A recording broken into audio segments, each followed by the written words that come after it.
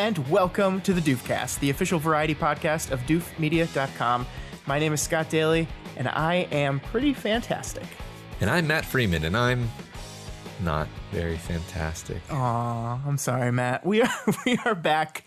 We took a week off because I was down at a film festival, and that, Matt, is actually what this whole episode is going to be about. What was the name of that film festival? It was Fantastic Fest 2018. It's a genre film festival. I don't want to say too much about it because that's part of the next segment that we'll be talking about. I met up with one of our old friends and former co-host of that show Phantom Zoned I did, Adrian Torres, because he was at Fantastic Fest with me. So we met up and had like a 45-minute conversation all about the festival, the movies we saw, what we liked, and what's been going on with him lately. He's been having a lot of stuff going on. So it's a really great conversation that we're going to play here in a little bit after we do some talking. All right, sounds good. Yeah. So before we get into that, though, Matt, we had some things we wanted to cover. I guess these are both news items, right? Kind of? Yeah. Kind of? Yeah. Yeah, so the first thing we wanted to talk about was there was an article released by the New York Times, I think it was yesterday being the 3rd of October, written by culture critic Wesley Morris, that the article was titled "The Morality Wars. In 2018, Culture is Being Evaluated for Its Moral Correctness More Than for Its Quality." And I wanted to, you and I were talking about this. I read this article and thought it was very interesting and very good, and I sent it over to you, and we ended up kind of talking about it on GChat all day. So we thought maybe we should just sit in front of some microphones and talk about this thing and talk about what we thought of it, the parts of the article we agreed with, the parts that we didn't quite agree with, and the whole conversation around this thing. Yeah, I think this is going to be interesting. And I mean, it's kind of unusual for us because it's completely impossible to talk about this article without talking about politics. Right. Yeah, which we don't do very often. But we don't do very often, and I think in this case it's relevant enough to our interests and what we're trying to do, and maybe you and I have slightly different takes on it even, but I think it was definitely worth discussing just as an item of like this, something like the state of cultural criticism and art criticism in late 2018. Yeah. And so, I mean, this is a very long article. I encourage everyone that's listening this to press stop and go read the article, and then also read the rebuttal to the article that we're also going to link, that Vulture had a round table of critics get together and kind of talk about their reactions to what Wesley Morris wrote. But the summary of the article basically has to do with Wesley Morris's. He is a black critic, and he's kind of struggling in a world where we're finally in this part where voices that have been silenced and quieted for so long are getting their moment in the sun. There's all these very important cultural movements happening.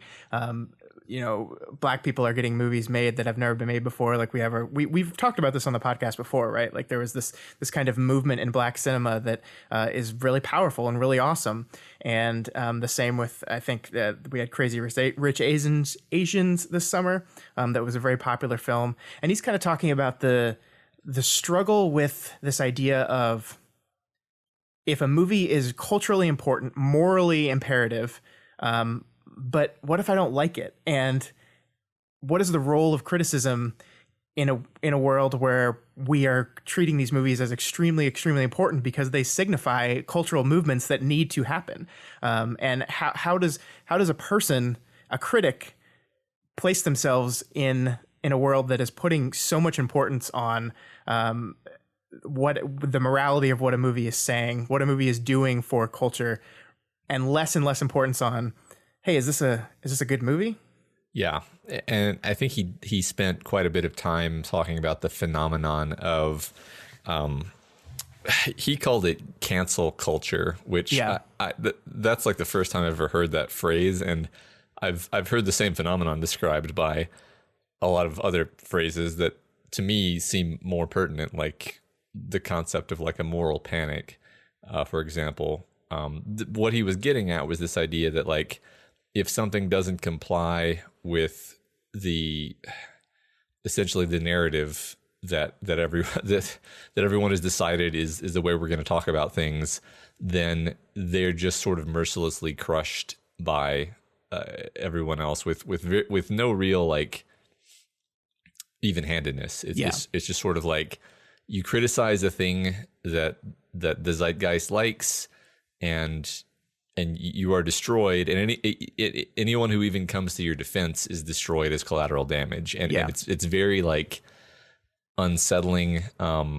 Just that this exists in the first place. Like we're not big enough to have to worry about this, but it's not cool to see that happening, I don't think. Yeah, I will say one of my critiques of the article was he did talk about canceled culture, and some of his examples with that I don't think were great. Like I do agree that this is a phenomenon that we need to be careful about, but some of his examples were Bill Cosby, Kevin Spacey, and Louis C.K.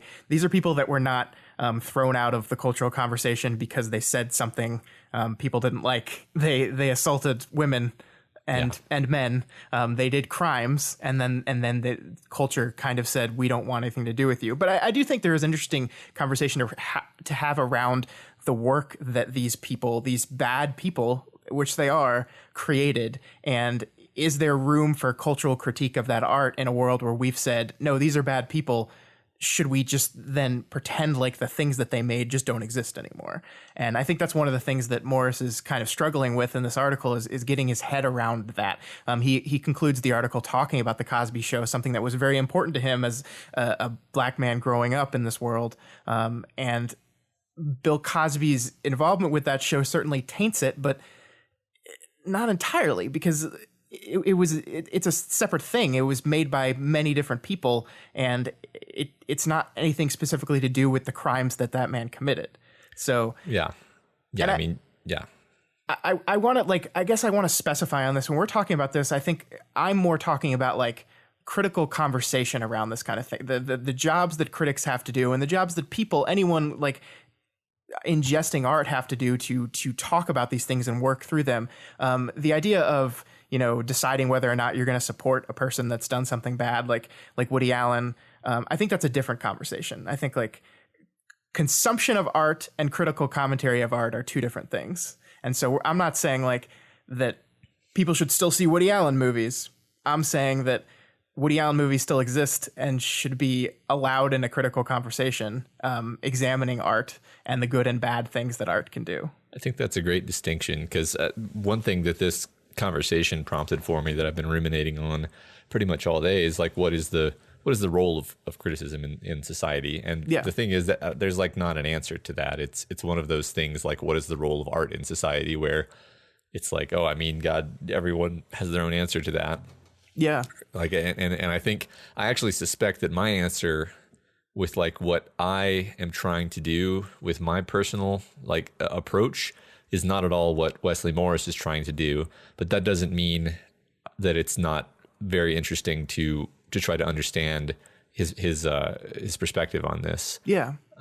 Because like, for example, I think of this as more like I'm trying to provide entertainment. I'm trying to say something that people will enjoy thinking about, and that it will benefit them. That's my goal. Mm-hmm. I think that a lot of critics feel like what they're doing is its own form of like moral gatekeeping, and that's not what I'm doing at all. But I'm not going to say that they're wrong to do that. I think that's probably a separate but equally valid role of criticism, and that's really what this article is talking about. It's gotten to the point though, and this is what he's pointing out, that the moral gatekeeping has reached kind of a pathological crux where it's almost damaging its own ends. Yeah. Well, and one of the things that I most enjoyed about this article and this take is his like kind of painting a picture of anxiety around approaching these kind of important seminal works for culture, for underrepresented minorities, that kind of thing. And I think that's something like Vulture had I said this already, but Vulture had a pretty good like roundtable discussion about this article between Angelica Jade Bastion, E. Alex Jung, Miriam Bale, Alison Wimore, and Jasmine Sanders, all really, really intelligent, smart critics that admitted that Morris captured a certain amount of anxiety they feel when approaching these movies. Like that I think especially probably critics of color get really anxious when they're talking about this movies. I think one of them said that I was so glad that I liked Crazy Rich Asians, because having to write a negative review of Crazy Rich Asians will bring an onslaught of criticism on them, because you're accused of, taking people down a peg in this all important moment. And I mean, I'm a white dude, so I have a different, whole different kind of view on this whole thing. But I feel some anxiety as well when I'm reviewing these movies that I recognize as these big, important cultural milestones that maybe just didn't do that much for me. Like I thought Black Panther was okay. It's a fine movie. There were parts of it I didn't like very much, but I can also recognize the importance of Black Panther in the mindset of our culture in 2018. And does me making a complex, detailed review of why I don't think Black Panther is that great of a movie, am I hurting more than I'm helping there? Am I not, am I making my voice heard when I shouldn't? Am I not doing what criticism should do or not? And see, I mean, I think I have I have an answer that I actually feel pretty personally confident about, and I understand that you might not even agree with this, but I think that it's actually it's almost remiss to it's almost pandering to not say your actual opinion about a thing. It's condescending. It's condescending to be like, yeah, it was great. It was great. Yeah. I mean, it's like if somebody made a thing and you thought it was not so good, but you just tell them it was really great, so you don't have to have the awkwardness. Yeah. It's like you're not helping them. You're not helping your friend. Helping your friend would be saying you know what, it was it entertained me in ways X, Y, and Z, but you know what, I think maybe what you were trying to do with A, B, and C didn't really connect for me. Mm-hmm. and maybe they'll say go fuck yourself, but also also hopefully they'll be open to learning from that. And I have absolutely no patience for the mentality of no, we can't me pointing out that the big prolonged battle scene at the end of Black Panther didn't work for me and I thought it was bad. It hurts no one, and it would like I said, be condescending for me to just say, pretend that I liked it, right? Yeah. I really don't know any other way to see that is consistent. Yeah, I mean, I think the other side of that coin then is is this a conversation that I just shouldn't speak up on? We style ourselves critics. We're not critics in the same way that all these amazing people on Vulture and in the New York Times are, but is this a conversation that I just shouldn't participate in because I didn't like the movie? And that still feels disingenuous to me, because I think criticism to me is about, challenging films and it's not just about is a movie good or bad. It's about what you can glean from this thing, what it's saying, and how it reflects on our culture at large. And I think that's an interesting conversation to have no matter who you are. Yeah. I mean, I think that's actually a really complicated question that you just asked. And it's so complicated that I'm almost hesitant to just spout something off. I mean, let me rephrase that. I am hesitant to spout something off, but since I'm in front of a microphone, I kind of have to. I mean, I would say I view my personal responsibility as being to the person who is listening to me, and I don't want to waste their time. So I'm not going to be disingenuous or pretend I like something or avoid telling them, you know what, don't waste your time on this movie if I don't think they should waste their time on this movie. Yeah. I'm being a cowardly, selfish asshole if I say go see it because I'm too frightened to admit that I didn't like it. Yeah. Well, also I think there's this weird thing again, the difference between consumption and critique. Go see it is still a fine thing to say. Look, this thing is important to culture. Go see it. But also, here's why I think it didn't work. And I remember there was an African American critic who was very critical of some of Black Panther's political leanings, what he felt the movie was saying politically. And he just got crucified because he was seen as why are you taking this away? This is a beautiful moment for people. Why are you trying to shit all over that? And I mean, he's not. He's just doing his job. He's challenging art that is demanding to be challenged, and that's what we're supposed to be doing. Right. And I mean, the movie made like $1 billion. He's not taking anything away. Right. He's just saying what he thinks about it. I think that's the thing is what we should say is most of this, I think, is perceived like knocking down a peg of these films when I don't think, like, I think critics have power. I don't think they have that much power. I don't think critics could have made Black Panther a flop. I just don't think that was going to happen. No, I think you're right. I think this is a team's thing. Yeah. This is a you have said a thing that makes me think that you're on the other team, so now I'm justified in destroying you. And that's the same phenomenon that we're seeing across all of our politics right now. And not only are we seeing it, but we're seeing people justify that behavior as being the correct way to conduct politics, which I think is extremely toxic. Well, the other side of that coin is you are on my team, and therefore I must defend you no matter what is levied against you. Precisely. Which is the same part of, it's the same side, it's the different side of the same coin. It's the same problem. Yeah, right. It just results in unthinking, uncritical, like just a complete lack of intellectual integrity, and honestly, everything is worse for everyone because standards of thinking are lowered, and that's just destructive to society. And there's a part of me that like understands, why this is happening. Like we have these people who have been marginalized and ignored and fighting for their voice for years and years and years and years, and we finally seem to be in a tipping point where they're getting their voice. They're earning their hard fought for voice, and so they're wanting to vigorously defend that from any kind of backlash or attack, right? And so I think this is kind of like and I don't want to say an overreach, but like a very strong and understandable overreaction to the fear that this is going to be taken away from us. And I think that's a very understandable human trait, but I just, it worries me. Yeah. What you just said kind of makes me wonder, like, and maybe I'm wrong here. This is kind of more of like a question, but like, I don't think like Jordan Peele and Beyonce, to take two people that were used as examples in the article, are actually like personally affronted when people criticize their work in the sense that they're like, you have no right to criticize me because I am representing this thing. Yeah. It's other people who are doing that on their behalf. Yeah.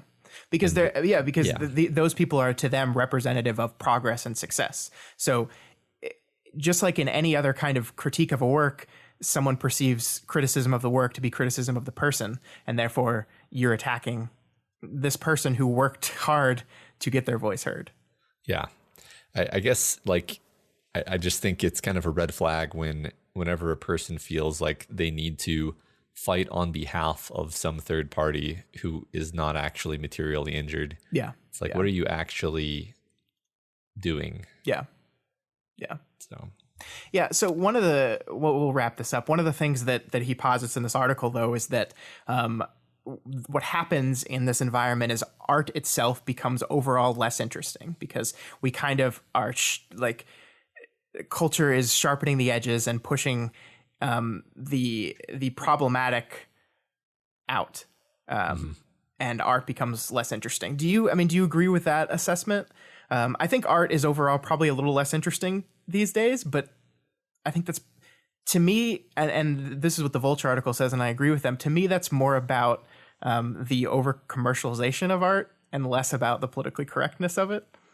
Yeah, I think both things are definitely happening. So you're not wrong, but I do think that there's an element where our art has to be transgressive to be like pushing the boundaries.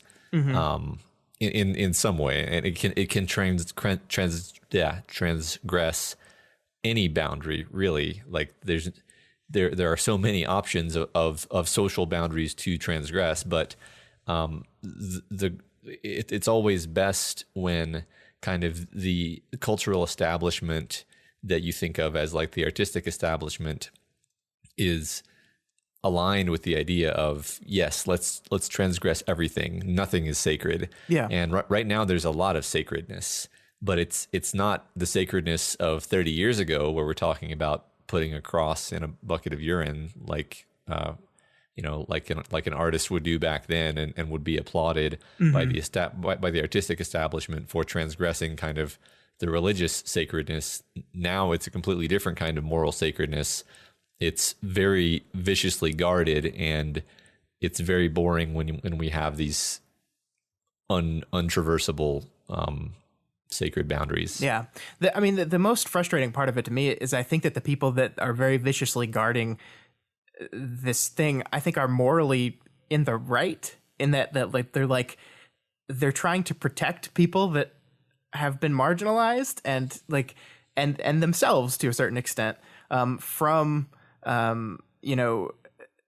the establishment taking back what it feels is theirs from these people.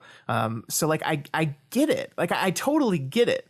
And obviously we're not people of color, so this is something we're observing from the outside always. But yeah, I do think that we see a little bit of a flattening. I think it's okay for problematic, offensive things to exist. I think we just have to, as critics, approach those and analyze those and demonstrate why this is a problem. I sometimes worry that the existence of a thing is enough for people to say it's destroying something. Like if a piece of art exists that maybe attacks something that people hold sacred, that is in itself destroying the sacred thing. Yeah, and I don't know if I believe that. Well, to just use the cross in a bucket of urine thing again. Yeah, that legitimately hurt a large number of people's feelings and upset them, and was perceived by them honestly and not in any kind of exaggerated way as an attack on their most deeply held and cherished beliefs. You can disagree with them and think that they're being silly, but they still felt all those emotions. Right. So any kind of reasoning you use to say, well, it's okay when we do it, but not when you do it to us, has to stand under kind of the meta principle of okay, are you okay with art hurting people's feelings or not? Because it's super hypocritical to say it's only when it's hurting somebody else's feelings. Yeah. Yeah. And I think this thing gets complicated when we're talking about things like sexism and racism, right? Where, these are things that are objectively bad things. No one's trying to argue that they're bad things, but I think art is complicated, and art's examination of these things is complicated, and it's not always going to be woke. It's not always going to be perfectly in line with what you think. There could be a movie that is working really hard to examine something and is very problematic. And I think that movie should get to be examined and critiqued. And if those problematic elements are important enough to potentially damage perception, then that's a critic's job to point those out, not to erase them, not to push them to the fringe, not to make it so it doesn't exist. Yeah, well, and there's also the element of, and this is going to sound really abstract because I can't just come up with an example off the fly, but something that looks problematic but actually is not when you actually pay attention to what it's doing. Again, I can't think of any examples of this, but I can very easily imagine something where it would come out, people would write it off as being, oh, that's horrible. I'm going to share this on Facebook and talk about how I can't believe they did this. And then if you were to actually critically analyze it and think about the themes of the thing and what it's doing, you might realize this element they included very carefully in order to make this specific point, and it's actually saying the opposite of what it seems superficially like it's saying. But because we have a culture right now where you can't even, it's playing with fire to even try something like that, and it's well, that's a shame. That makes really uncomplicated art. Mm-hmm. Yeah. I pretty much agree with that. Again, I think this is a really complex issue. It was a really complex piece. I think everyone should take the time to read both it and the Vulture piece that responds to it. I think they're both good work. And I think the Vulture piece does a really great job of kind of critiquing Morris on some of the parts that I didn't necessarily agree with, the parts where I think he went too broad or too far in certain directions to try to make his point. But I think overall, this is a conversation that's worth having. And just like a problematic film, I think a problematic article is worth discussing because it leads to these kind of conversations that should be being had. Ugh. I agree. All right. So that's us political. Yeah. Hope we didn't piss anyone off. We decided to do this very last minute. So I really wanted to get some some of my friends that are women or people of color on here to like get their perspective on this. But it was so last minute. We really couldn't do that. But if you guys are out there listening and you have perspectives on this, email us at doofmedia@gmail.com and let us know. And we will come back here next week and talk about some of the things you guys said and make sure that those voices are getting heard too, because again, we're just two dudes sitting up here observing and talking about what we feel criticism is. I think it's important to have all these voices in here. So yeah, right. I always it's always difficult on the internet, especially because it's impossible to convey all of the sort of qualifiers and levels of like I'm a lot of the time when I open my mouth, I'm hoping someone will correct me because I want to learn, right? Yeah, right. Like I do that all the time online, and I do it very intentionally. And like I'm basically the faster you make mistakes, the faster you learn. And so when I'm not sure about something, I'll often say it just in the hopes that someone will be like, nope, that's bullshit. And then I can be like, oh, okay, well, good. I'm glad I said it and didn't not say it and thus not learn. So please take this as an example of that. Yeah. All right. Again, both those articles will be in our show notes. And before we move on to Fantastic Fest, let's talk about one more thing, Matt. Let's talk about fantasy television. And some crazy things are happening. This week, we got announcements from both Netflix and Amazon that more fantasy TV is being in development. Netflix has got the rights to the Chronicles. Is it Chronicles of Narnia? Why does that feel wrong to me when I said it? That was weird. Yeah. They have the rights to that. They're going to make movies and television shows that take place in Narnia. Amazon, on top of the $1 billion Lord of the Rings show that they're already producing, has acquired the rights to the Wheel of Time series by Robert Jordan and is going to be making a television series about that. Also, I mean, there's other stuff going on. Like I think Showtime is working on a King Killer Chronicles movie. I think there's making movies and TV shows too, and I think Lin-Manuel Miranda is working on that one. So it's almost as if there's this really popular fantasy television show that other networks are trying to get in on. Yeah, it's almost as if, and it's almost as if that show is wrapping up in the next couple of years, and they're just trying to be the show that everybody jumps onto after that one ends. Yeah.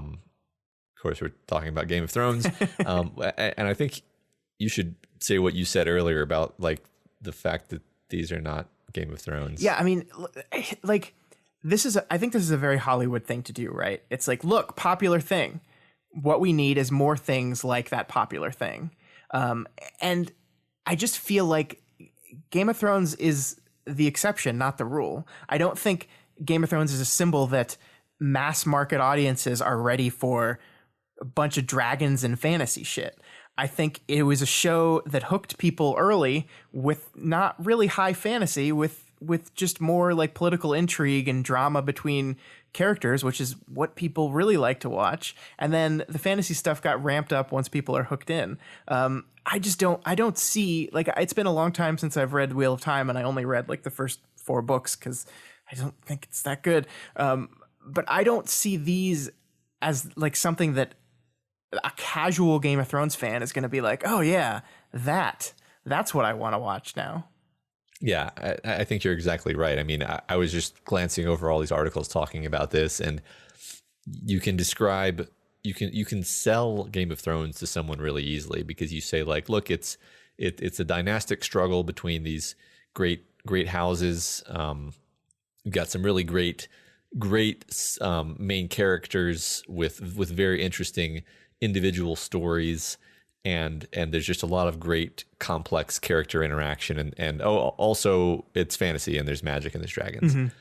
If you describe Wheel of Time to somebody, you're like, it's an epic journey of a young man who is the reborn soul of an ancient wizard who channels a power which contains in it a taint of madness, and then you just kind of ramble on like that for several minutes. Like, the thing is, I like the Wheel of Time.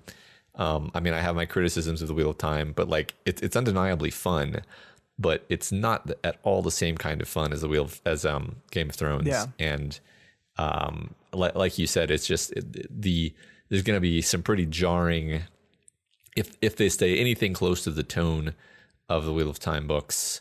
It's going to be pretty jarring. Yeah. I will say I saw some hints that they are going to be changing like who the main character is. Oh, really? Yeah. I mean, spoilers, I guess. It said that they were framing it as being from the perspective of Moraine, the Aes Sedai, who the wizard woman, let's say, who comes to the village and finds the kids in the beginning. And basically in the books, she's like blatantly the Gandalf figure. And they're kind of making her the point of view figure. And that kind of goes hand in hand with one of the other selling points that I saw listed as like the main thing about this story is it has all these strong female characters. And that's certainly true of the books. The books, I'd say most of the characters are strong female characters. Yeah, but they do have some problematic, speaking of that word, things to them that, of course, I think a 2018 script could definitely reshape and reform. Yeah, I don't think there's anything that can't be fixed because, like, the women are undeniably badasses. There's just all kinds of shit that needs to be cut out. Yeah.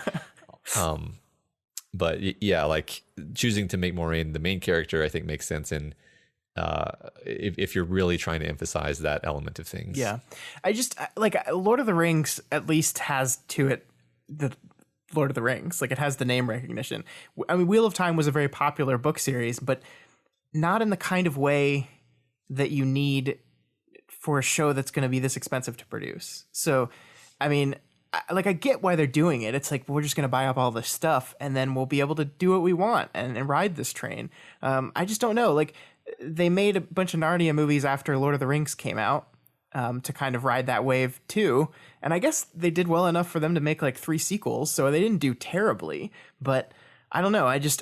This feels like just like quick moves to try to be the next X, and it never works that way. I mean, remember when Lost came out and like all these networks needed to have like the weird like mystery sci-fi some event happens television shows? There were like 50 of them. Yeah. And none of them had the kind of staying power. Like, I think when you're looking for what we want to be the next Game of Thrones, I think it's a mistake to say, oh, this was X, so let's make more of X. You need like a unique Y. I mean, like Game of Thrones was not people's attempt at copying some big other trend. It was just something that they thought would be good. Like, that's how you get the next big thing. It's not following trends. It's creating a new trend. Yeah, you're exactly right. And this, like you said earlier, this really, really feels like they're just trying to follow on the coattails, but they're not doing it in an intelligent way. Like when you read the statements that they put out, it's just kind of like a mishmash of buzzwords. Yeah, really like yeah, we've calculated this to hit this exact moment. Yeah. It's weird because I do like the Wheel of Time, but I've never, even when I really like the Wheel of Time, I think I would have admitted to you that it would not make a good television show unless it were severely modified and stripped down to maybe just following like much fewer characters or something like that. Because it's just too sprawling. I also kind of see Game of Thrones as like the last vestment of like a dying type of television. Like, it is the last event TV show. Can you think of an event television show that exists right now that's not Game of Thrones? No. There is no like required that day viewing type of TV show anymore. We've moved on from that. There's so many different shows out there. There's so much, everything can be so niche. Like there's not that world dominating show anymore. And so to try to chase that, I think that ship has already sailed. Yeah. For some reason in my mind, this connects with the fact that even you and I aren't watching the new Star Trek show, even though like we're like the laser niche audience for that show. Right. And we'll get around so that's to just it. kind of, yeah, right. But it's not like me and everyone who's like me watches it. Yeah. No. I mean, I think the best show on television right now is Better Call Saul. And very few people outside of the critical world are talking about that show. Because, I mean, it does okay for a AMC, serialized TV show these days on cable. It does okay. But that's just the reality of things now. Yeah. Yeah. I've heard great things about that show. It's incredible. Breaking Bad was like my favorite show of all time. I should be watching that show, but I'm not. So that's there you go. That's where we are now. There you go. Yeah. All right. So it's finally time, Matt. We're going to cut right from here to my great conversation with Adrian all about Fantastic Fest. So let's go. All right. I am here with my old co-host Adrian Torres to talk about a film festival we went to. Adrian, it's been a while since we've sat on a podcast and talked. Are you gonna talk? I see. I'm so out of practice talking with you. I don't know when it's okay to interrupt you. It was a joke. And when I it's get not. it. It's a bit. That's what they call humor, Scott. I know that since we've been apart, you might not know what that is. Yeah, your humor has only gotten better, and mine has only gotten worse. I didn't know that you had a sense of humor, so it's news to me. So this is why we don't podcast together anymore. So mean. Yes. So we're here to talk about Fantastic Fest, the genre film festival down in Austin that we both attended this past week. But before we get into that, what's up with you, Adrian? How have things been going? Okay. I mean, the day job sucks, but what you gonna do?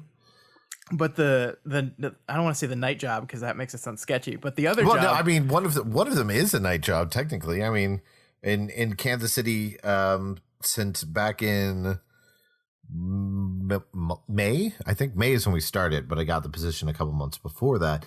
Is that I'm the host of Terror Tuesday at the Kansas City Alamo Draft House, so I get to help program that. So are you part of the decision process for what plays then? Yeah, I mean, or are you the final line in the decision process? No, I mean it's a collaborative effort. Basically, there's a list of films that I've given to the creative manager, and usually she'll pitch and be like, "Hey, this is kind of what I was thinking." That's kind of a mix of like films that I've submitted and films that she submitted, and then depending upon like what other films have come out at the time, what month we're in, if there's a trend of, a certain actor or something like that, then I might be like, oh, well, actually, if we twist these around, these three work together, but this one doesn't work as well anymore. So what if we put it in this place? And we'll do stuff like that. And then, of course, it always comes down to the rights holders. And if you can't find who owns the rights to a film, then you obviously can't show it. And some of the people who are out there who do own the rights to films are kind of hucksters. And that's their basic business, is by jacking up the price for certain films. So sometimes you have to come back and relook at it. And it's kind of, okay, well, this one of yours and this one of mine we can do. What can we pair well with these? And because I'm an absolute crazy person, I can easily go, this would play off of this really well. Let's pair these up and see what we can do from there. Awesome. So that's every Tuesday at the Kansas City Draft House. So if you're a listener and you live in Kansas City, is there only one draft house in Kansas City? Yes. I mean, we're lucky enough in the Midwest, which is the weird thing, that we've had several sprout up. They opened a Springfield location just a couple months ago. That's, I believe, in the official loop of Draft House.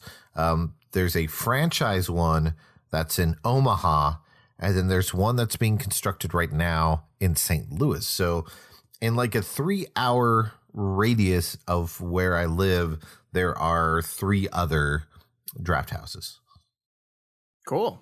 But there's only one in Kansas City. So just one in Kansas City. So when I say the Kansas City Draft House, there's not a chance that someone's going to go to a different one and be so disappointed on Tuesday that you're not there hosting it. No. They won't do that. And the reason that we don't have another one is because there's too many damn movie theaters in Kansas City. The Kansas City film scene is way more active than you would think it would be. Yeah, within a 30-mile radius of where I live, there are 30 movie theaters. That's crazy. Yes. But that's not the only change you've had, Adrian. Yes. I have taken over in the last, it's just been about a month now, that I became editor-in-chief of Boom Howdy. That's boomhowdy.com. That's the you've been writing for them for a couple of years almost now, 2 right? years. Yeah, around 2 years. But now you are the man. You are in charge. This is a lot of responsibility. Don't put it like that, Scott. You don't make me, more fearful than I am, because we're not a huge site. We've got good readership, for the niche that we have. We're moving up each month. And we've got a couple writers who are coming on to diversify things more. So we're kind of in that transitional period. I mean, you can say rebuilding if you want to do the sports analogy. So we've got content that's out there, but there's sometimes where we're kind of juggling everything, trying to get these people in, so it's taking a little bit of work, but definitely within the next month and a half, once we have it change servers, and once we get those new people actively writing for us, I think that we're going to be in an even better spot than where we are now. That's very exciting. Look what happens. We stop podcasting together. You get two new jobs. I mean, I think everyone should be a former podcaster with me, because life seems to be going pretty well. So everyone should just ditch you, is what you're saying. Yeah, you did not ditch me. That's not what happened. But I might now that I found out that you have a film diary. I knew you were going to do that. I don't have a film diary. I have Letterboxd, and one of the Scott, columns on Letterboxd says diary. Did you say I have to grab my film diary a few minutes ago? I did. Yes. There you go. I wish I hadn't said it out loud. I immediately regretted it. You should. But all this, I guess, matters because for the second year in a row, you've gone to Fantastic Fest as press. I go down there for fun. You go down there to work. Not that you don't have fun, but you do work while you're there. I think most of the movies, or at least some of the movies that we're going to be talking about today that we saw down there, you have reviews already up for or coming in the next few days. Yeah. I've got a few up and a few that are going to go up. That was the little insider trading thing that I learned while there. So I'm like, oh my God, I'm trying to write all this stuff. And some people were like, just do some while you're here and then, finish up the rest over the weekend and then the first couple days. And I'm like, okay, that I feel good about that. Just like today at 5 different sites, there were a whole bunch of reviews that went up today. And we're talking about respectable sites that have good writers that are A, paid, and then B, that people know who they are. And so when I saw that went up, I was like, oh, thank God. I don't feel bad. Yeah, I've been noticing that too. So yeah, definitely not the only one, especially when you're the only one down there covering it for the site. So yeah, I think it's not like the other sites that have 3 to 4 people with them. I mean, that's the difference is we've already got it worked out that we're going to have a couple more people next year. So I can try to do that thing that, what's it called? An extra hour of sleep. Oh yeah. That no. So Adrian, what is Fantastic Fest for our listeners that have no idea what we're talking about, what this film festival is? What's the simplest way to describe what this thing is? Well, I mean, depending upon who you want to ask, and I believe it as this, because if you go with the technicality, but they are the biggest genre film festival in the U.S. And the only reason why I say that is because their next direct competition, to give you an idea of what type of festival this is Fantasia. Yeah. And Fantasia takes place in Canada and is over a 3.5 week period. Yeah, it's ridiculously long. Are there people that cover that entire festival? No. That's what because I was talking to Ted Geohagen, who most people would know because he directed Tomahawk recently and We Are Still Here. But what most people don't know is that he started out as a PR guy, and he still does PR. Like, that's why he was at Fantastic Fest this year, is because he was doing PR for several different movies. And I talked to him about it, and he mentioned, he's like, yeah, you can just come up for a few days or a week. He goes, no one stays the whole time. No one.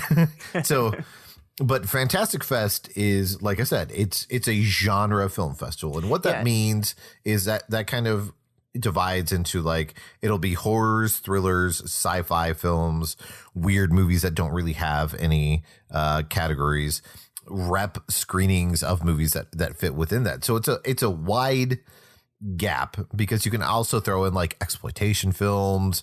You can throw in like any number of weird action subsets fits into that. So there's a huge wide basis that it covers. Yeah, I think I like that answer, because the most common question I get when I say I'm going to this genre film festival is people say, what genre? And I'm like, all of them. Yeah, but I mean, it's just different. It's just different movies. Exactly. Yeah, it's not going to be just your standard comedy and drama. You're not going to you'll have some of the prestige films depending upon what studios, like, what they want to show, but they're not going to be your average everyday film. You're not going to get A Star Is Born ever at Fantastic Fest, unless it's a kaiju Star Is Born. right. The big prestige movies that play at the Fantastic Fest are always the weirder ones. Like Shape of Water would be a movie that it didn't play last year, but it would have. Well, I mean, you can. There were two big ones that they showed this year. In Destroyer, which is it's going to be big because, of course, it's Nicole Kidman in a serious role, but it was directed by Karen Kusama, who had been at the film festival before with Initiation a couple of years ago, and she, of course, did Jennifer's Body and did a segment of XX. But because it's a cop film that stars Nicole Kidman and is going to be pushing for Oscar contention, that's a bigger one. At the same time, the secret screening that they had this year was Suspiria, which a couple of years ago, when people like you and me were talking, we're like, oh, really? They're doing a remake of Suspiria? Grumble, grumble, grumble. well, that was before the director had Call Me By Your Name come out. Yeah. And since he did that movie, and that movie won numerous awards, was in the theaters forever, and everybody knows about it. You now have his follow-up that has music by Tom York, that stars Dakota Johnson and Tilda Swinton, and all of a sudden you have a horror film that takes on kind of a new life when you move in to that awards season. Yeah, I completely agree, and that's actually Suspiria was one of my favorite films at the festival. So I guess let's just move into that. Let's talk about some of the movies we saw.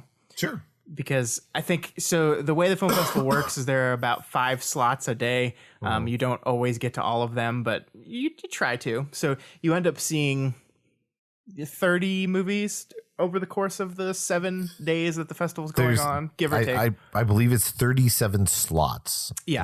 37 spots to see movies. Yeah. And I think I skipped 2 this year. And then one of them I saw shorts, and then one of them we went to the debates, which wasn't movies. So I think I saw like 33 movies over the course of this thing.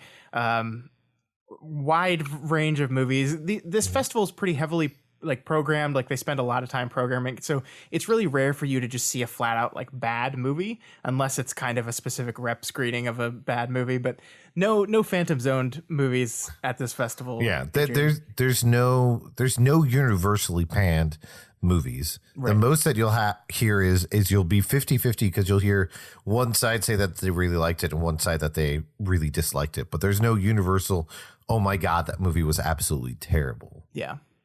All right. So what was this is kind of a loaded question, but what was your favorite movie you saw at the film festival? See, it's a really difficult one. I know. I'm sorry. And so I'm going to think about it, but I want to give a special shout out to a movie just because I know that you're going to put this up probably within the next couple days. Am I correct? Yeah. Okay. Yeah. Because Shudder just put out a list today of all their movies that are coming out in October.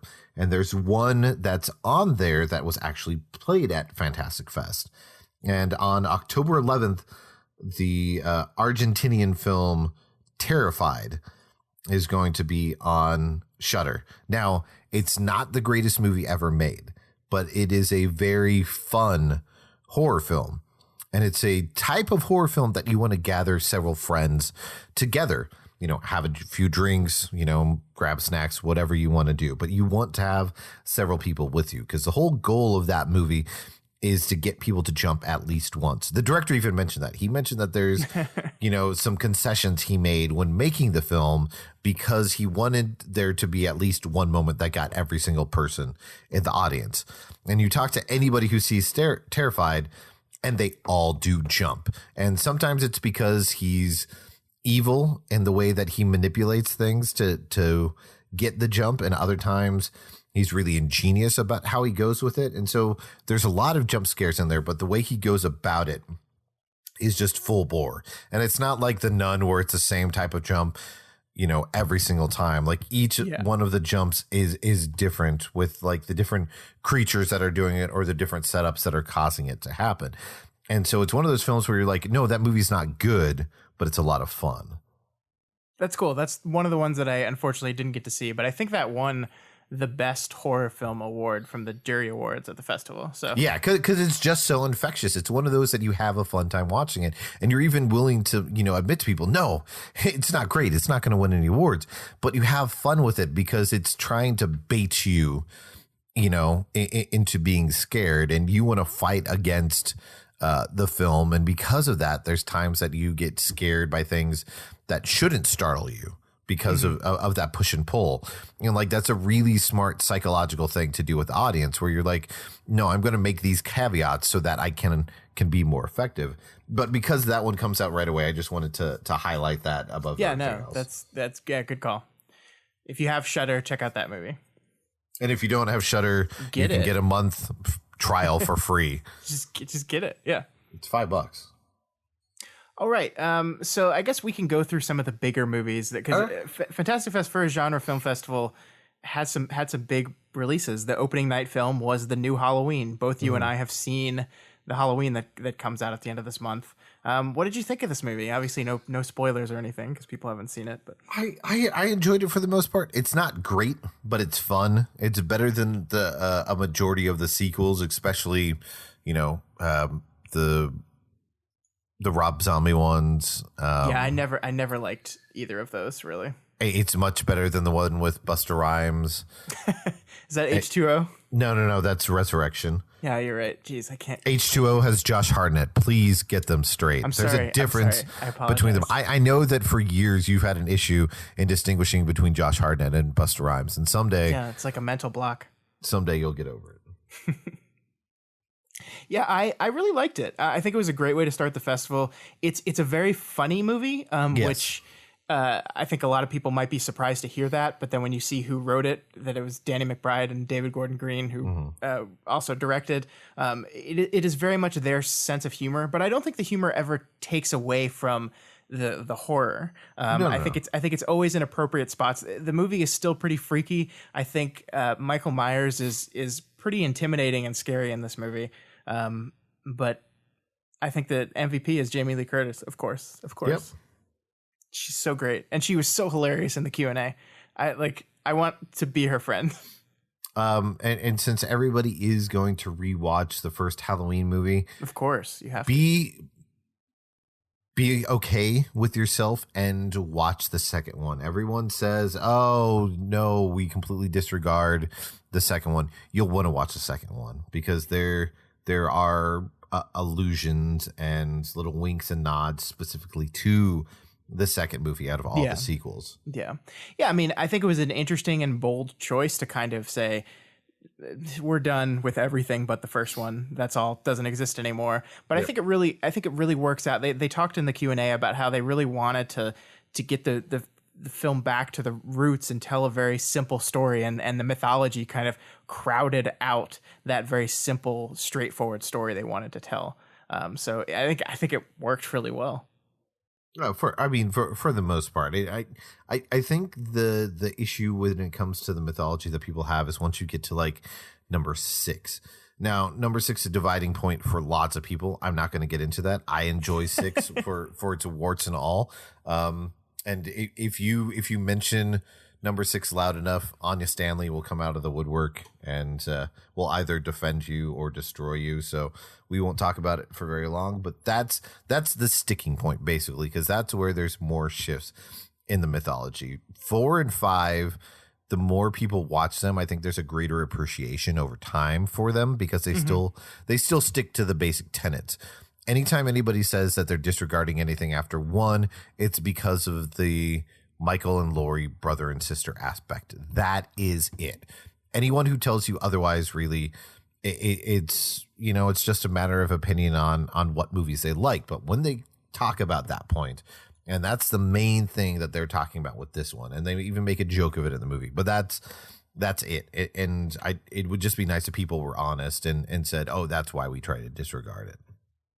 Yeah, I could see that. I liked their answer though, even if it's a little bit false. Yeah, a little bit revisionist. Yeah.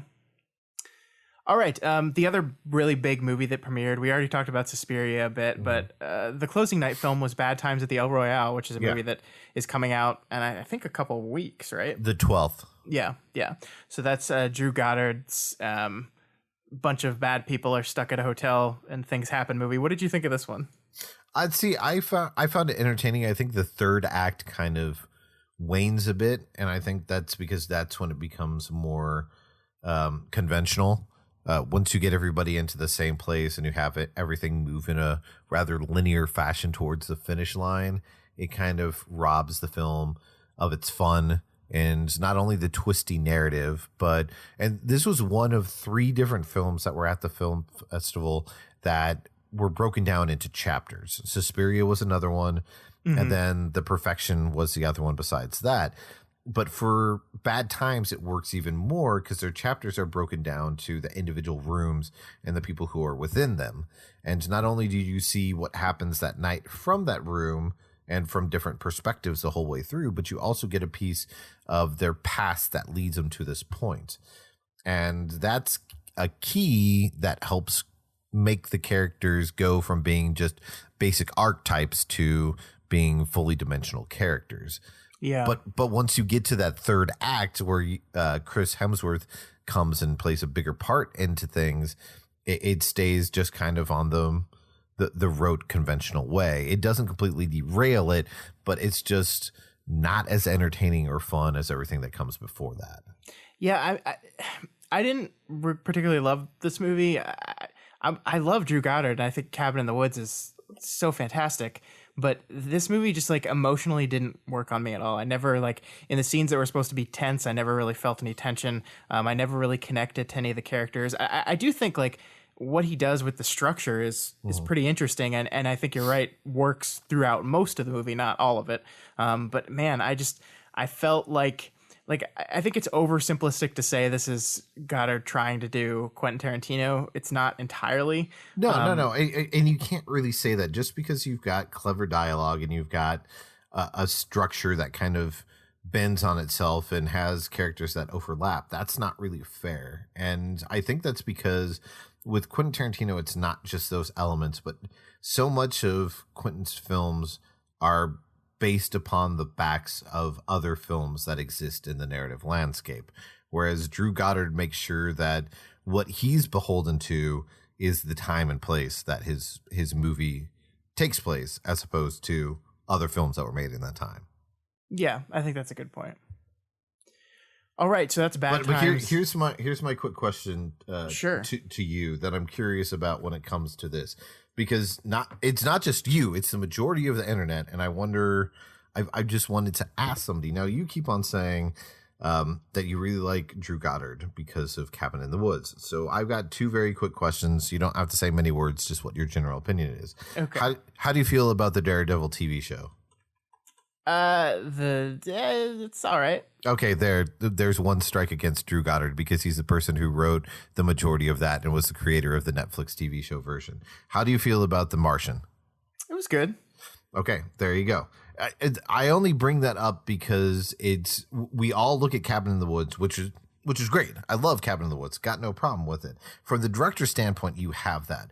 But before we get to Cabin in the Woods, he had written several things. He had written several episodes of Lost. He had written several episodes of Alias, and he'd written several episodes of Buffy the Vampire Slayer. Yeah, and Angel. Yeah, I've been following his career since Buffy, because some of my favorite episodes are the ones he wrote. But we only mention that one thing because it's the only other time that he's directed. But his voice has been in other aspects and other feelings. He's been a producer of The Good Place.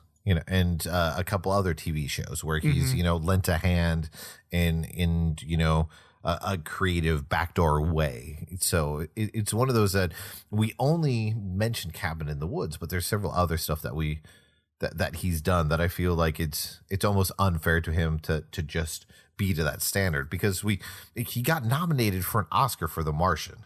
Yeah.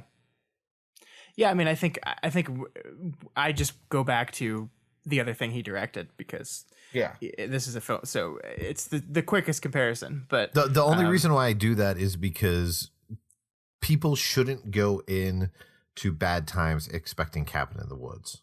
No, absolutely not. And if you do that, it's one of those.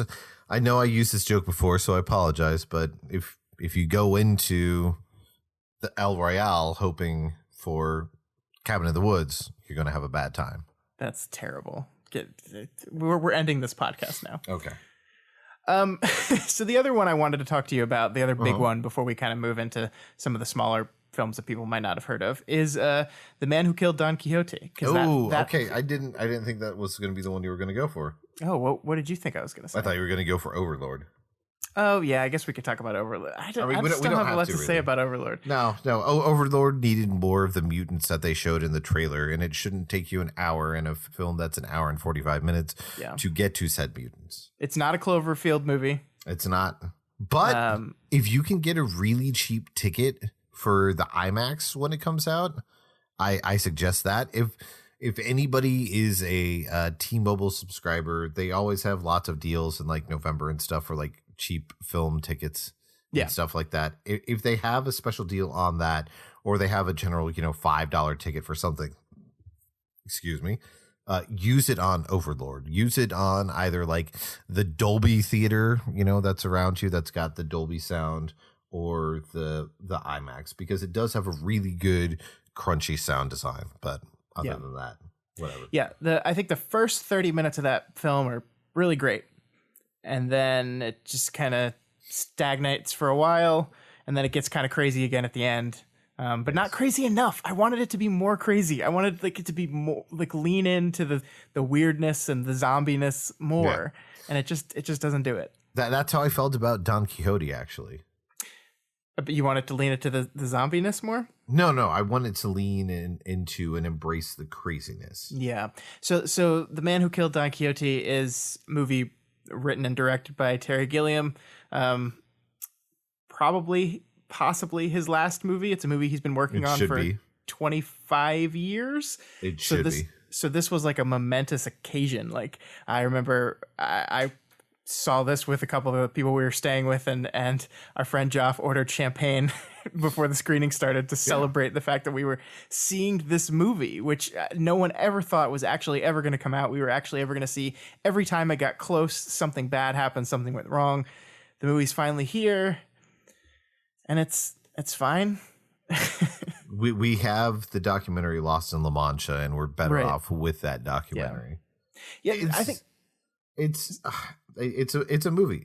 Terry Gilliam had problems in his last couple films, and each one of them, the creativity gets drained more and more. And it started with the Imaginarium of Dr. Parnassus, and then moving into Zero Theorem. And there's even less of that here. The enjoyment that most people will get out of Don Quixote is because of Adam Driver. Yeah. Oh, he's phenomenal. And that's about it, because everything that surrounds it is like somebody who grew up on Terry Gilliam and was like, oh, I can do that on a short string budget, but then just doesn't have the ingenuity or the know-how to try to have that creative beast, because there's not very many creative set pieces to this. And like the Fisher King has more, but the Fisher King also has better performances, has more heart. And this one has a weird, if you've been following the news at all when it comes to Terry Gilliam, he said a couple things in the past year or so that weren't exactly in the best light. And then he ended up apologizing for it. But then you go see Don Quixote and it's like, no, it turns out what you said is actually how you feel. Yeah. I mean, he has very problematic stances in relation to the Me Too movement, and his feelings toward women are very much on display in this film. Oh, very much so. It's a case where there's somebody who is in an abusive relationship, and he basically writes a scene for a character to berate the person, saying, "Why aren't you strong enough to get out of this? Fine, if you're happy being treated this way, then whatever, I'm not going to help you." Yeah. But it's a movie that I don't know how much the movie has changed since he first came up with it, but this ends up being a movie about the process of making this movie, about the things that he went through, and like the people that told him he was crazy to keep trying and like to want to live in this fantasy world. It's very like, there's a very metatextual layer to this film, and I get it. I get what he's saying with it. It just doesn't do a lot for me. The structure like feels like a movie that's been written and rewritten 100 times, because it just kind of wanders around. It doesn't have like a fixed goal. It doesn't have like an aim to it. It just we just see these characters just wander like they're Don Quixote on an adventure, just waiting for things to happen to them, and which just doesn't make a very engaging film, in my opinion. What did you really like that was smaller? That was smaller? Well, my favorite movie at the entire festival is a tiny film out of Japan that was like the hit of the festival. Exactly. Palm. This is I'm doing the motion. You can't see me, Scott, but I believe you. Throwing my arms up in the air. This is actually a movie that's difficult to talk about. I'm talking about a movie called One Cut of the Dead. It is a Japanese movie that was made for I think $20,000 or something ridiculously small like that. Around then. It has opened in film festivals around the world and won the audience award at every single film festival it's been at, including Fantastic Fest. It has sold out every single theater that it's played in Japan. I think it's made over $8 million so far. And I don't want to describe too much about this movie because it's... Do not say anything. Right. Do not read anything. The most recent, I believe, and somebody told me this because they sent me a thing saying, "Oh, I actually found a place that had a review that didn't spoil the movie." Good. And I believe it was Birth Movies Death more recent review from like this last week or so that mentions in part of it that you can't really talk about the movie without spoiling it, just to know that it's very much an ode to a loving ode to cinema. Yeah. It is a movie it's a zombie movie where they do it in one cut, one take, which that's not spoiling anything because it's in the title. And that's all I'll say. I have no idea if this movie is going to get international distribution, if it's going to come to the States. I really hope so. I really hope so. I won't say anything, but I do have insider knowledge that there are some people who are looking to make that happen, to find a way for there to be a release of it, most likely probably VOD and Blu-ray, but it will be available should things fall in line. That's great because people need to see this movie. It's absolutely fantastic. Damn it, I did it. I was trying to get through the whole podcast without describing a Fantastic Fest movie as fantastic, but it happened. That's okay. It happens. I mean, there's some that I didn't think were fantastic, so it's okay. Yeah. So were there any smaller movies that you really liked? I'm going over my list because I mean it depends on what we define as smaller, because the thing that's great about Fantastic Fest is there's a whole bunch of international films that are shown there. So to say smaller might not do it justice, because it might be something that's really big in another country. Yeah, it's just smaller for us. Yeah, exactly. So like Border, I really enjoyed Border. I didn't get to catch that one. It's a very interesting finding yourself love story that has kind of a mythological slant to it in the real world, but it's just this side of weird that it works. The Guilty was another one that I absolutely loved. The Guilty. Yeah, that's a great movie. It's that's from Denmark, I believe. I believe so. Yeah, it is one of those single location films about a 911 operator and a crazy night he has. And both of those movies are on the short list for the best foreign film. Like, they're the official submissions for each country for the Oscars. Yeah. So who knows if they'll go far, but I mean, that lets you know how those countries feel about those movies. And then one that I really, really liked was the Standoff at Sparrow Creek. Yeah. That is a movie with some interesting politics to it, but it is such a well-made movie. Yeah, it's a film that, as I discussed it more with people, we sat upon the side that it's anti either side. And of course, you can't really go into discussing the movie without revealing anything, but it's a film that very much doesn't condone the actions of anybody in the film. Like, if you sit down and start to think about it, because there's some people who would argue one side and would argue the other side. But if you actually go back and look at the film as a whole, it's not on the side of either group that's presenting itself in the course of the film. Yeah, I think you're right. It's a movie about, it's kind of like another single location movie about a militia on a night where there's an attack on cops, and it's the members of the militia. It's very, like, I don't want to compare it to Tarantino again, but it's more David Mamet. David Mamet is the perfect way to go because of the way that it's talky, the way that characters are built, that it's got several twists and turns that you don't necessarily see coming. It's more Mamet than it is Tarantino. But it does have a bit of Reservoir Dogs in it, I think. I mean, it's seriously, it's more so Heist, House of Games, and The Spanish Prisoner. It's a Mamet through and through. But this is and I'm blanking on who said this, but this was by a production company that has basically said that they want to make films for the Trump voter, or not specifically the Trump voter, but for a aspect of or a segment of the population that does not get Hollywood films made, quote unquote, for them very often. Which is weird because the film doesn't feel like that whatsoever. No, I mean, I think that if you go into this movie with that kind of political mindset, I think you will take a read from this movie that is very pro your beliefs. But it's basically. But I don't think that's what the movie's actually saying. Yeah. It's definitely pulling the wool over your eyes if that's what you walk away with it from. Yeah. Or it's just a willful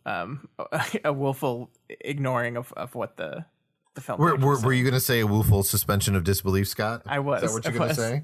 It was, because it's the theater. But how did you feel about Climax? Oh my God, that movie. I just wanted to ask because I knew that's the one that most people probably aren't going to have the access to see. I've got a feeling that it's going to have a VOD release just because of both the clout and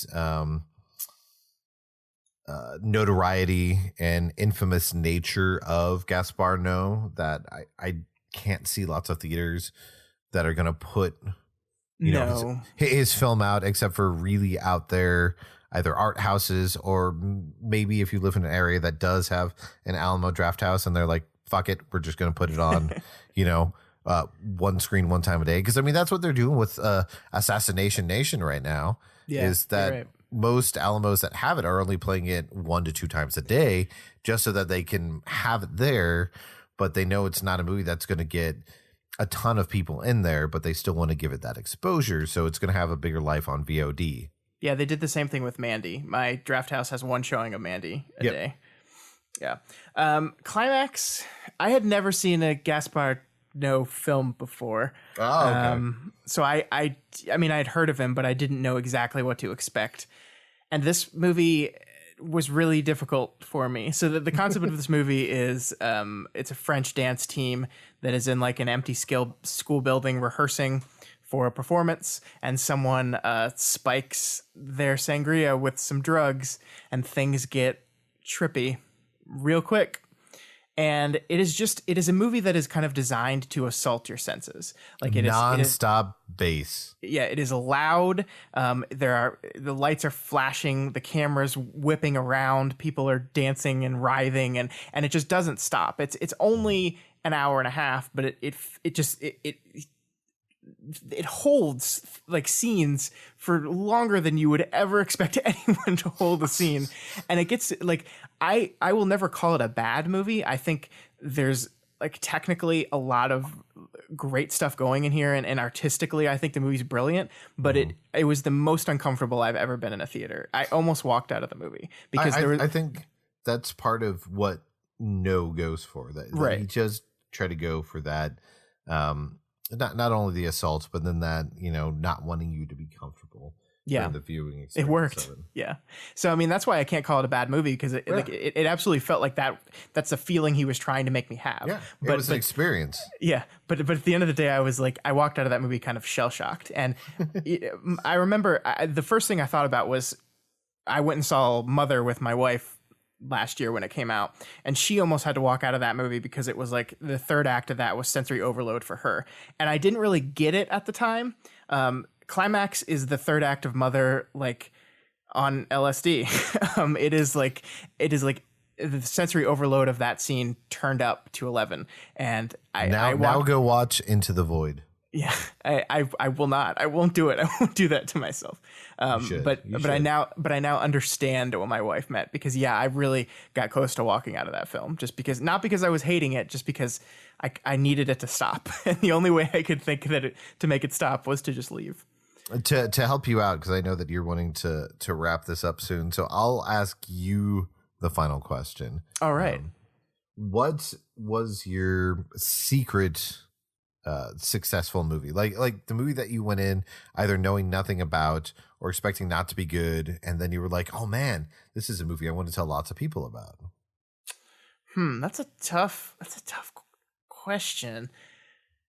Because that's the joy about film festivals, for anyone out there who's listening and hasn't been a part of the experience, is the joke that everybody has, whether it's for South by Southwest, Fantasia, Sundance, the Tribeca, TIFF, or Fantastic Fest, is that they released the waves several weeks in advance, and you take a look, and then they'll release like the schedules like a week in advance, and you take a look and you're like, ooh, I want to see this, I want to see this, I want to see this. And the joke is that people are like, yeah, by day one of the festival, you're on schedule number 75. Right. Because there's lots of things that you're like, you know what, I want to give this a chance. And once you get into like the middle of the week, you've heard about certain movies that people are like, oh, if you get a chance, you should definitely see this. And that's how things like One Cut of the Dead become so popular, is because they'll play in the second half and everyone said, drop what you're planning to see in this spot and go see that movie. I think one of those movies for me was The Night Comes for Us, which is a good choice. It's a Netflix movie, so a lot of people are going to get to see it pretty soon. October 19th. There you go. So this it's a crazy freaking movie. It's basically if The Raid 2 and Headshot, which is by the same director, were smashed together with about the same amount of blood that appears in Evil Dead 2. Yeah, I think that's right. It's directed by Timo, and I can't pronounce his last name correctly, so I'm not going to try. I guess I am going to try Tajanto. I really didn't want to butcher people's names, but it has choreography by Iko, who, of course, if people have seen The Raid and The Raid 2, they'll know him from that. He's also in the movie, playing a different kind of role. And this is 2 hours of basically nonstop action. Yep. And it never, the amazing thing about this movie is it never gets dull. Some of these action scenes, like the third act, the final action sequence of the movie, is probably 15 minutes long. Yeah. And I think the amazing thing about the choreography is just when you're starting to get kind of bored with how things are progressing, it switches things up, it escalates, it changes the settings, it redefines the stakes. It just keeps moving and pushing, and it's so gnarly and violent that you just never get bored. Like this, I think I saw this movie. It wasn't midnight. It was the 8:00 showing, I think, but it was a theater full of people who were just ready to watch a freaking amazing. It's such a theater Fantastic Fest experience movie because like everyone is like wincing and like reacting audibly to the brutal violence that's on the screen, and it was such a good time. Yeah, because the first time it showed was on Sunday in the 8:00 slot directly after Suspiria. Yeah. Which those movies back to back wear you out. They're both great, but they're both unrelenting, and they just keep on ramping up and up. And you've got so many thoughts and emotions after them that the only way to come down was there were plenty of people who went to sleep, and I went to go see a 30-year-old film that's basically Home Alone versus Santa, but was made before that. So that's the only way you can come down. I came down from it by seeing May the Devil Take You, which is Timo's also by other the same movie. director. Yeah. My secret favorite film is The Perfection. Oh, that's a good answer. Yeah, I thought about that.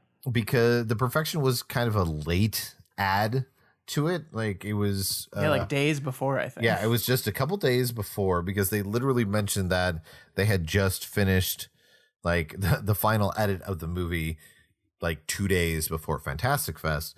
And so they announced it on the day that people were choosing films for the first day, because it was in the last slot on the first night. So there were a whole bunch of people who didn't necessarily get to see it because they were, had all these other movies. They want to see Halloween, and then they want to see this after. Yeah.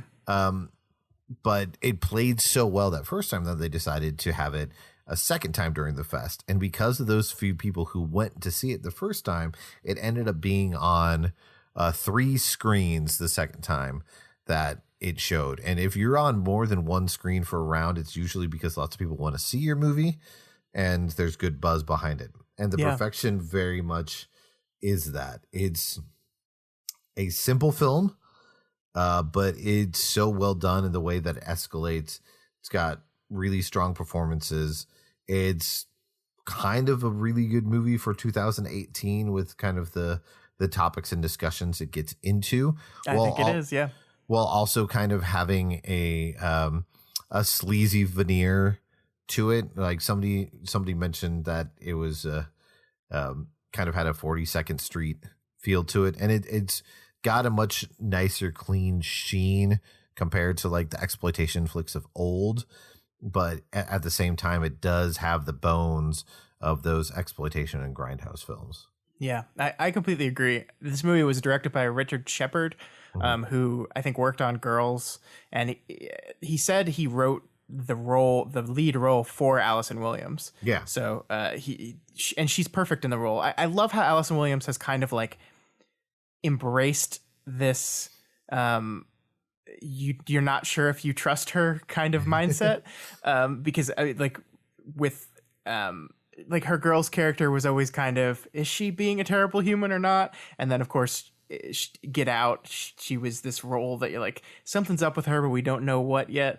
And the same kind of thing goes on here, and I love that she's embraced that. Logan Browning co-stars in this movie. That's she's the lead in the Dear White People Netflix show, and she's phenomenal too. Like I think Allison Williams is great, but Logan Browning like goes toe to toe with her, and it's so wonderful. Allison Williams now has a second on, which I hope becomes just like a long list of moments in her films, but she has moment number 2 of Allison Williams pulls something out of her purse in this movie, which is just a great moment, because when it happens, the theater lost their minds. Yeah it's so great. The ending shot is one of the better ending shots I've seen this year.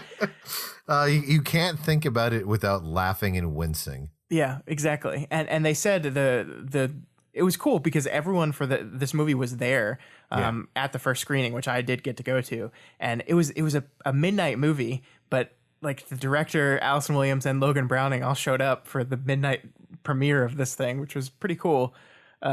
And they said that like they had the idea for the end shot first and then wrote a movie around it. And it makes works. Total sense because it does. It absolutely works. I'm not sure where this movie's going to end up, you know?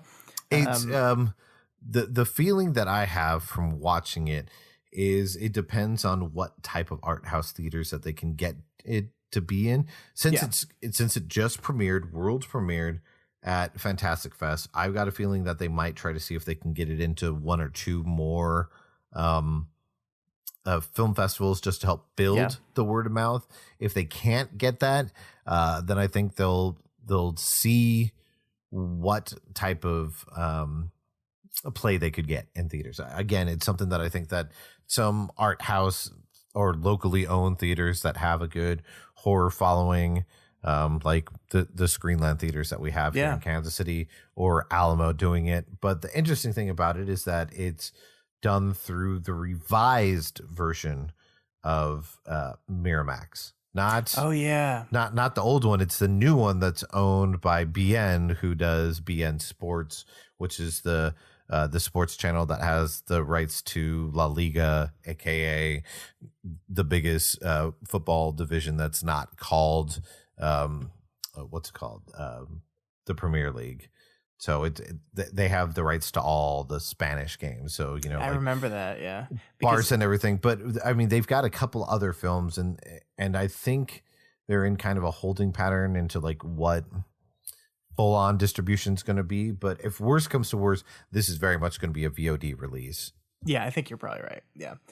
Yeah. I remember the Miramax logo popping up and everyone in the theater kind of held their breath because there's still some Weinstein related connections to that make you feel uncomfortable. That's why they make sure, because there was 1 to 2 other movies that came out in the last couple months that just had the Miramax part on it, and now any of them that have the Miramax have the a BN company on there to designate what films are being made and distributed after that change.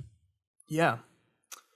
All right, so man, we could keep going for hours. There's so many more movies that we didn't even talk about. Netflix had a huge presence there. They showed us Apostle. There's so much more. Like Cam was a great movie I'd love to talk about. Cam was great. I finally got to see Cam. Cam's good. Under the Silver Lake is a movie that ended up being very divisive, but I absolutely loved it. It's because you're a white guy, Scott. Yeah, it's a movie that's literally written for a 30-something white guy. So this is my 30-something white guy that loves Hollywood will love this movie, and so of course I did. Holiday was a really great movie. Like there were so many movies that I wish we had time to talk about, but we gotta cut this off somewhere. Fantastic Fest was great. I think I've been going for 4 years now. I think this is probably my favorite year. One of the things I really love is that I know that they, in the wake of everything that happened with Alamo Drafthouse last year, which we won't get into, they really made it a point to bring more female voices to the festival. There were a lot of movies directed by women. There was a lot of movies led by women. It really feels like they made a serious effort, and it showed, and I was very happy to see that. I will agree with that, especially because there's so many important voices that are on, you know, the juries and then the committee itself that are female. So help make sure that voice is heard, whether it be in person at the festival, it be people who are working on programming aspects, down to films that are written, directed, produced, and starring women. Yeah, I completely agree. There's some people that I think are still understandably upset with Alamo Drafthouse. But, you know, to me, being on the ground at the festival, they recognize the things that they've done wrong in the past, and they are absolutely taking real, tangible steps to fixing the problem. And seeing that is very encouraging and very great. So, Fantastic Fest, I will be going again because I love it. All right, that was Fantastic Fest with Adrian. Matt, wasn't that just a great conversation? Oh, that pun that you made. That was good. This is the magic of podcast making, where we have to pretend like you just heard everything that Adrian said, even though you definitely have not. No, I was just sitting here listening to the whole thing. Yeah, it's for some reason in our recording session, instead of just like cutting in it afterwards, I just pressed play and just let the whole thing play. I don't know why I did that, but yeah, it was an odd choice, but I did just sit here silently. I guess that's how we do it. Yeah. Yeah. So if you hear some like little breathing in the background, that's Matt. That's Matt. Yep. All right, guys, that is all we have for you guys this week. If you have any opinions on anything we talked about, especially the Wesley Morris article, please reach out to us via email at doofmedia@gmail.com. We really want to hear your voices on this one, so let us know what you think. You can also reach us on Twitter at doofmedia. Yeah, and if you're not already subscribed to this podcast, we encourage you to do so and ensure you never miss an episode. You can find us on iTunes, Stitcher, YouTube, Google Play, and pretty much anywhere else podcasts can be found. And you can find this and all the other shows we do over at doofmedia.com. If you like what we do here and want to support us, consider becoming a patron of Doof Media. You can head on over to patreon.com/doofmedia and pledge $1 a month or whatever else you can afford. Each and every bit you donate to us really helps us keep the lights on here, keep making new content, keep working towards some of the new ideas we have. So we really appreciate that, and check that out. Yeah. Also, please consider rating and reviewing us on Apple Podcasts. Every review helps us get more exposure and introduces new people to the content we make here. All right, guys, we will see you all next week, where we are finally going to talk about season 1 of Mr. Robot. Right, Matt? Right? I said it. You have to now. We'll see you next week.